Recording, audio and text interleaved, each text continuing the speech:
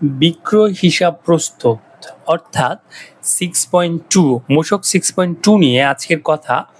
আপনারা যদি মূসক 6.1 এটা আগে না দেখে থাকেন ওই ভিডিওটি আগে দেখে আসবেন, কারণ 6.1 এবং 6.2 এটা অনেকটা রিলেটেড, তাই একটা না দেখলে আরেকটা বোঝা অনেক কষ্ট হয়ে যাবে। এটাতে যদি আমরা দেখি 21টা কলাম, অর্থাৎ 1 2 3 4 5 করে মন্তব্য পর্যন্ত আপনারা 21টা কলাম পাবেন, সেটা হচ্ছে মূসক 6.2 তে।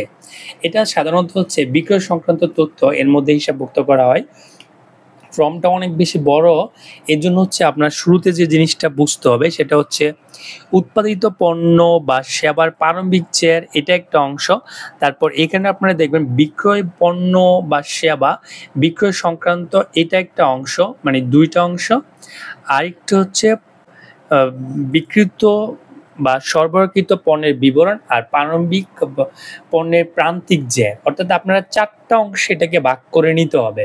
আপনি যদি 6.2 সেটা বুঝতে চান, প্রথমে হচ্ছে আপনাকে প্রারম্ভিক জ্যার বুঝতে হবে, নাম্বার 2 হচ্ছে বিক্রয় সংক্রান্ত তথ্য, নাম্বার 3 হচ্ছে বিক্রিত পণ্য বা সরবরাহের বিবরণ, নাম্বার 4 হচ্ছে প্রান্তিক জ্যার। এই 4টা অংশ যদি আপনি বোঝেন, তারপর হচ্ছে আপনি ইজিলি বাকি জিনিসগুলো বুঝতে পারবেন। আমরা যদি একটা উদাহরণের সাহায্যে কথা বলি, যে এখানে হচ্ছে একটা ক্রমিক নাম্বার, আমি শুরুতে যেটা মে 1 তারিখে আমরা দেখতে পাচ্ছি, আমি এটা দিলাম উৎপাদিত পণ্য বা সেবার প্রারম্ভিক জ্যারের অংশের দুইটা অংশ, একটা হচ্ছে পরিমাণ বা একক বা মূল্য সকল প্রকার কর ব্যতীত। 6.1 সেম ওখানে আছে পরিমাণ আর হচ্ছে মূল্য দুইটা, অর্থাৎ প্রারম্ভিক জেরের 6.1 এবং 6.2 অর্থাৎ ক্রয় এবং বিক্রয়ের দুইটাতে একই রকম। এখানে আমরা দেখলাম যে মেতে হচ্ছে আমাদের পরিমাণ অর্থাৎ কোয়ান্টিটি হচ্ছে 20,000, এটা হচ্ছে প্রতিটা কোয়ান্টিটির দাম আমরা ধরলাম 200, সেই হিসাবে হচ্ছে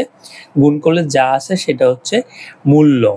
তারপর হচ্ছে আমরা উৎপাদনে চলে যাব। উৎপাদনের ক্ষেত্রে আমার দুইটা গড় সেম, পরিমাণ আর হচ্ছে মূল্য। এখানে আমরা প্রথম মে 1 তারিখে উৎপাদনের কোনো কিছু নাই, এটা আমরা দিলাম না। তারপর হচ্ছে মোট উৎপাদিত পণ্য বা সেবা, এটাকে যদি আমরা শর্ট করে আমি দেখাচ্ছি যে 7 সমান হচ্ছে 3 যোগ 5।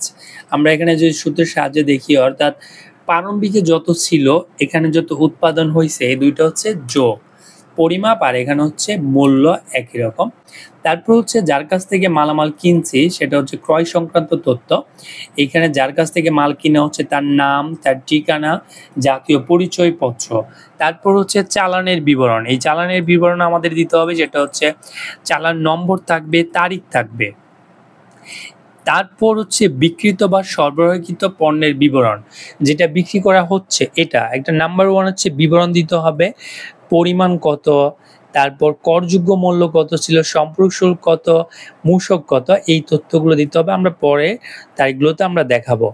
তারপর আমরা এখানে যদি আমরা ফর্মুলাতে চলে আসি, আপনি যদি খেয়াল করেন সেক্ষেত্রে দেখবেন আমরা ফর্মুলাতে নিয়ে কথা বললে, কারণ এখানে এত জটিল ফর্মুলা না। প্রথম হচ্ছে আমরা প্রারম্ভিক আমরা দেখাইছি যে প্রারম্ভিক কত ছিল, উৎপাদন কত, এটা যোগ, তারপর হচ্ছে আমরা কত বিয়োগ, তারপর যদি আমরা এখানে দেখাই সেক্ষেত্রে দেখা যাচ্ছে হচ্ছে বিক্রয় যেটা হয়েছে, অর্থাৎ আমার কাছে যতটুকু পণ্য বিক্রয়ের জন্য অ্যাভেলেবেল ছিল এটা থেকে যতটুকু বিক্রয় হয়েছে সেটা যদি বাদ দেই তাহলে হচ্ছে আমাদের সমাপনী জ্যারটা বের হবে।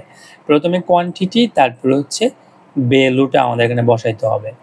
আমরা যে আরও একটা উদাহরণ, যেহেতু আমরা ওখানে ক্লোজিং ব্যালেন্স হয়েছে, এটাকে যদি আমরা পরবর্তী অর্থাৎ 2 তারিখ হচ্ছে আমরা এখানে দেখতে পাচ্ছি ওপেনিং ব্যালেন্সটাকে হচ্ছে, অর্থাৎ যেটা ছিল মের 1 তারিখে ক্লোজিং ব্যালেন্স, এটা হচ্ছে মের 2 তারিখে ওপেনিং ব্যালেন্সে চলে আসছে। যেটা প্রথম হচ্ছে কোয়ান্টিটি, তারপর এখানে হচ্ছে মূল্য।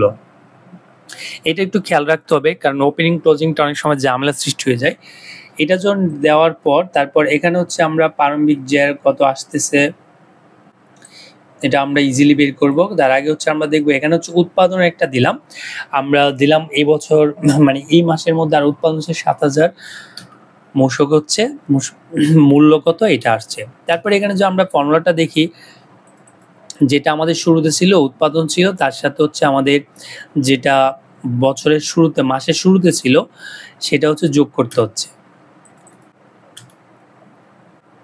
এটা যখন যোগ করা শেষ হয়ে গেল আমাদের এখানে আবার ক্লোজিং ব্যালেন্সে চলে যেতে হবে। ক্লোজিং ব্যালেন্সে চলে যাওয়ার পর আমরা দেখতে পাচ্ছি ক্লোজিং ব্যালেন্সটা কীভাবে চলে আসছে, যতটা উৎপাদন হয়েছে তার থেকে হচ্ছে যেটা বিয়োগ হয়েছে, এখানে কোনো বিক্রি হয়নি তাই এটা জিরো, মানে অর্থাৎ এখানে জিরোটাই চলে আসতেছে। তারপর আমরা দেখব যে আরেকটা উদাহরণ দেখি, সেটা হচ্ছে এখানে মে 4, এটা আমরা আগেই দেখাচ্ছি যে গত যেটা 3 তারিখে যেটা ক্লোজিং ছিল অর্থাৎ সমাপনী ছিল, এটা এখন ওপেনিং হয়ে গেছে। তারপর আবার নতুন করে এখানে এই পরিমাণ হচ্ছে 15,000 একক হচ্ছে উৎপাদন করা হয়েছে। এটার মূল্য এই দুইটা যোগ করলে হচ্ছে অর্থাৎ প্রারম্ভিক আর হচ্ছে গিয়ে উৎপাদন, এই দুটো যোগ করলে আমরা দেখতে পাচ্ছি 62,000 টাকা, 62,000 ইউনিট চলে আসতেছে, এটার মূল্য আসতেছে এটা।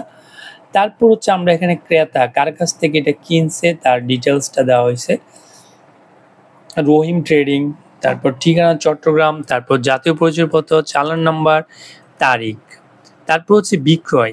এখন যদি আমরা যে প্রোডাক্টটার কথা বলছি সেটা হচ্ছে সালফার, এটা যখন বিক্রি করা হচ্ছে 5,000 একক, এটার মূল্য হচ্ছে আমরা ধরলাম একটার মূল্য হচ্ছে 2,500 টাকা। সেম ওয়েতে যখন আমরা এখানে মূসক দিলাম যে মূসক হচ্ছে 15%, মূসকের পরিমাণ আসছে, সম্পূরক ডিউটি মানে সম্পূরক শুল্ক নাই, সেটা আসে নাই। এটা আসার পর আমাদের এখানে হচ্ছে তখন আমাদের আগে যেটা অ্যাভেলেবেল ছিল বিক্রি করার জন্য আর এখন যেটা 500 একক বিক্রি করে ফেলছি এটা বাদ যাবে। সেম ওয়েতে হচ্ছে 1,000 ইউনিটটা বাদ যাবে, তখন হচ্ছে আমাদের সমাপনী থাকতেছে। এই অনুসারে হচ্ছে আপনার পুরো হিসাবটা করে ফেলতে হবে। আপনাকে আমি যদি আবার ওইটা সামারি বলি, সামারিটা হচ্ছে প্রথমে হচ্ছে প্রারম্ভিক মজুরটা আপনাকে লিখতে হবে, যেটা আগের ডেটের সমাপনী এই ডেটে প্রারম্ভিক আসবে। তারপর হচ্ছে এখন কোনটা ওই ডেটে কত টাকা কত হচ্ছে প্রোডাকশন হয়েছে এটা যোগ করতে হবে, তখন হচ্ছে আমরা মোট উৎপাদিত পণ্য বা সেবা পেয়ে যাব। তারপর হচ্ছে যদি কোনো কিছু কিনে অর্থাৎ সরবরাহ করে সেটা হচ্ছে এখানে উল্লেখ করতে হবে। তারপর যেটা বিক্রি করবে বিক্রির পরিমাণটা আমরা বাদ দিয়ে দিব সমাপনী থেকে, তখন হচ্ছে আমরা সমাপনী পেয়ে যাব। এইভাবে হচ্ছে আপনারা খুব সহজে আশা করি এটা প্রস্তুত করতে পারবেন 6.2। কারণ এত ঝামেলার কলামগুলো বেশি হলেও মোটামুটি এতটা কঠিন না। এটা করার পর এখানে বলা হচ্ছে যে যেই ক্ষেত্রে অনিবন্ধিত ব্যক্তির নিকট পণ্য বিক্রি করা হবে সেক্ষেত্রে উক্ত ব্যক্তির নাম, ঠিকানা, পরিচয়পত্র সব লিখতে হবে। এটা হচ্ছে আপনার রেজিস্টার পাওয়া যায় বাজারে, এই রেজিস্টারটা অবশ্যই আপনাকে ভালোভাবে মেনটেন করতে হয়।